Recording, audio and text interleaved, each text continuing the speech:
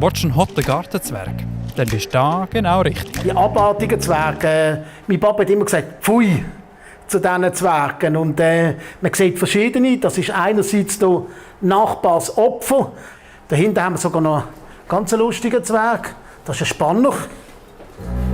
Die alle will David Friedmann jetzt loswerden. Gesammelt hat er sie nämlich nicht selber. Nein, die 2500 Gartenzwerge sind die Leidenschaft von seinem Vater. Der ist jetzt aber gestorben und der David Friedmann hat alle geerbt. Mein Vater hat mit meiner Mutter zusammen Ausstellungen gemacht in Shoppingcenter. Und dann haben sie die Sammlung ausgestellt und nebenbei haben sie immer auch Stände gehabt, wo sie Zwerge verkauft haben. Aber er hat, glaube ich, immer das Dreifache nachgekauft. Der Fritz Friedmann Hast du verstanden, Pascal? Er sagt ja.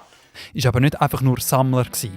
Als selbsternannter Zwergenprofessor hat er sich über 40 Jahre mit ihnen beschäftigt, ihre Geschichte erforscht und ist dabei auch immer wieder in Fernsehsendungen auftreten. So wie Zwerge hat auch er immer eine rote Kappe getragen. Und genau die hat heute sein Sohn auf dem Kopf. Vielleicht ist es ein bisschen ein Abschluss oder, von dieser Geschichte mit meinem Vater, mit diesen Zwergen, die wir hier machen. Und darum darf ich auch gerne die Kappe noch anziehen und nachher lege ich sie dann ab, wenn alles verkauft ist. Kaufen kann man die Zwerge noch bis Ende August in einem Pop-up-Laden zu Basel.